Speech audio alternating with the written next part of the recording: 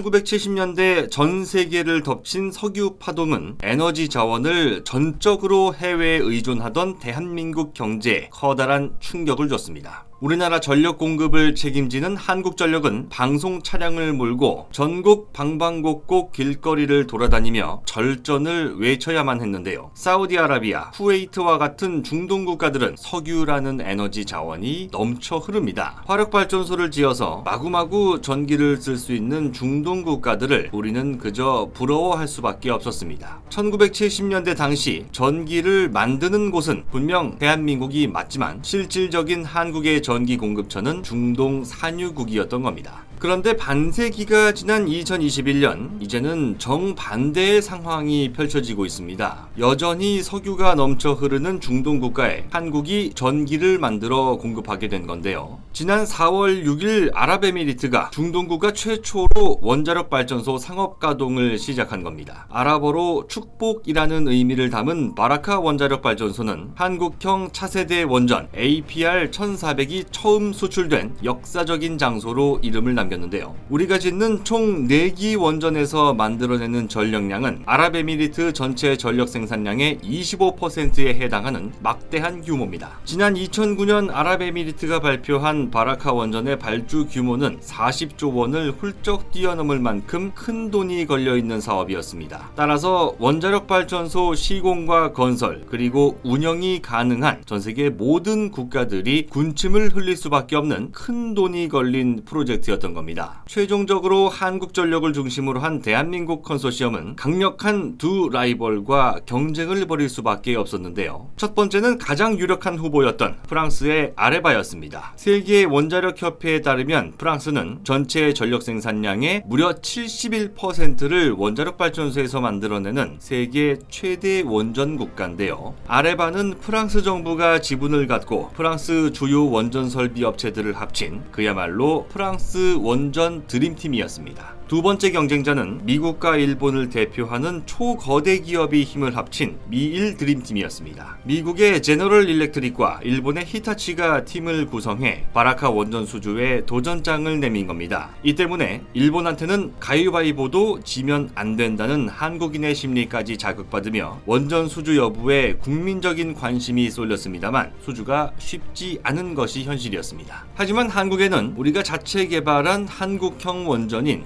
APR-1400이 있었습니다. APR-1400은 한국이 1992년부터 2002년까지 10년간 2천억 원 이상을 쏟아부으며 만들어낸 대한민국 원전 역사의 상징물과도 같은데요. 특히 앞서 언급한 프랑스 아레바사의 제품보다 20%가량 가격 메리트를 가졌다는 것이 강점이었습니다. 그 결과 한국은 미국, 일본의 연합 컨소시엄과 프랑스를 모두 제치는 기적을 만들어냅니다. 한국전력 컨소시엄은 결국 400억 달러, 2009년 당시 환율로 47조 원의 바라카 원전 건설 사업을 수주하는 데 성공하게 됩니다. 당시 우리는 한국이 세계 최고의 원전 기술을 보유한 국가라는 사실을 깨닫고 이제 원전도 한국의 주력 수출 상품이 될 수 있다는 희망을 가졌는데요. 그런데 그 희망은 오래가지 못했습니다. 2년 뒤인 2011년 3월에 터진 일본 후쿠시마 제1원전 폭발 사고 때문에 전 세계에 탈원전 열풍이 불어닥쳤기 때문입니다. 전력 생산 효율은 뛰어나지만 위험한 원전을 바라보는 시선은 갈수록 따가워졌습니다. 반대로 효율이 낮더라도 환경을 해치지 않고 안전한 태양광, 풍력 발전 비중을 늘려야 한다는 여론이 전 세계를 휩쓸었는데요. 하지만 지난 2021년 5월에 있었던 한미 정상회담에서 한국의 문재인 대통령과 미국의 바이든 대통령은 해외 원전 시장에 공동 진출하기로 의견을 모으며 이른바 원전 동맹을 맺었습니다. 위축되던 글로벌 원전 시장에 새로운 물꼬를 트는 전환점이 되고 있는 상황인데요. 우리나라도 바로 행동에 나섰습니다. 세계 2위의 원자력 발전 회사인 한국수력원자력은 지난 6월 29일 경상북도 경주시에 있는 본사에서 회의를 가졌습니다. 8조 원에 달하는 체코 두코바니 원자력 발전소 수주를 위한 준비 작업에 착수하기 시작한 건데요. 이날 회의에는 한국전력의 주요 계열사인 한국전력기술, 한전-KPS, 한전원자력연료와 설계 및 시공 운영사인 두산중공업, 대우건설 등 기업이 모두 모인 것으로 전해졌습니다. 체코는 이미 지난 6월에 한국과 소형 모듈 원자로 기술 협력을 논의한 바 있기 때문에 우리의 수주 가능성에 대한 기대를 높이고 있습니다. 김상돈 한국수력원자력 성장사업본부장은 언론을 통해 체코에서 한국이 잠재 공급국으로 높이 평가받고 있는 상황이라며 팀 코리아가 한마음으로 협력해 아랍에미리트 이후 최초의 원전 수출을 달성하고 우리 원전 산업이 한 단계 도약하는 계기를 만들자고 전했는데요. 일본의 치명적인 실수로 터진 후쿠시마 제1원전 사고의 충격은 전 세계의 원전은 무조건 위험하다는 편견을 심고야 말았습니다. 일본이 망쳐놓은 원자력 발전의 긍정적 측면들을 대한민국이 다시 되찾게 할 수 있을지 지켜봐야 하겠습니다. 곧 새로운 내용으로 다시 찾아뵙겠습니다. 좋아요 버튼과 구독 버튼을 눌러주시면 더 좋은 내용으로 보답하겠습니다. 감사합니다.